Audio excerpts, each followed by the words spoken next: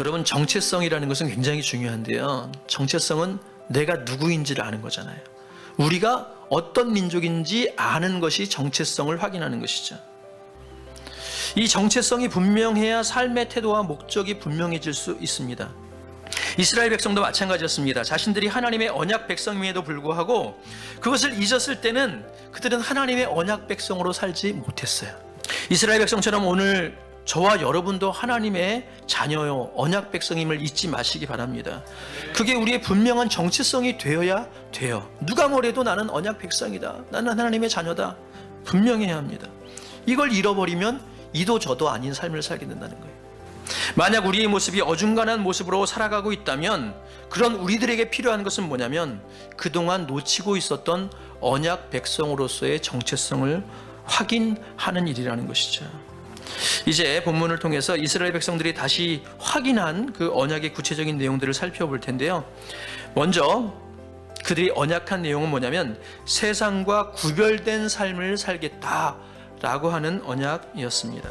그동안 이방인들과 맺었던 친분 관계를 끊고 이방인들과의 그런 결혼도 하지 않겠습니다 라고 선언합니다. 여러분, 인간관계 끊는 게 쉽지 않잖아요. 그죠? 아무리 믿지 않는 사람들이라고 해도 친분 관계를 쌓아왔던 그 사람들과 단호하게 어떤 관계를 끊는 것은 쉬운 일이 아닙니다. 그럼에도 불구하고 그들이 이렇게 언약하는 것은 하나님을 믿는 사람으로서의 분명한 정체성을 가지고 그에 합당한 구별된 삶을 살겠다는 거예요. 자, 두 번째로 세상이 아닌 하나님만 신뢰하겠다는 언약을 이스라엘 백성들은 했습니다. 하나님의 살아계심을 알면서도 인정하면서도 믿으면서도 하나님을 신뢰하지 못하는 크리스찬들이 많이 있습니다. 만약 우리가 하나님을 신뢰하지 못하고 여전히 세상적인 수단, 내 능력, 내 지식, 내 경험들을 의지하고 살아간다면요, 우리는 언약 백성으로 살지 못하는 거예요. 우리는 재물에 속해 있는 사람이 아니에요. 재물의 종이 아닙니다. 경제적인 수단의 종이 아닙니다. 하나님의 종이요, 하나님의 언약 백성인 줄 믿습니다.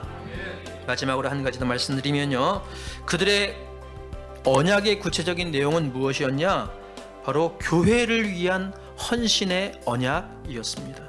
이스라엘 백성들이 여호와의 전을 버려두지 않겠다라고 하는 것을 오늘날로 적용한다면 교회를 버려두지 않겠습니다 라는 고백과 같은 줄 믿습니다. 누가 뭐래도, 세상이 뭐래도, 믿지 않는 사람들이 뭐라고 조롱해도 우리는 예수 믿는 사람이에요. 우린 그리스도인입니다. 하나님의 언약 백성인 줄 믿습니다. 그것을 믿는다면 오늘부터라도 다시 우리가 언약 백성으로 살겠습니다 다짐하고 언약의 성취를 경험하는 저와 여러분들 되길 주님의 이름으로 축원합니다.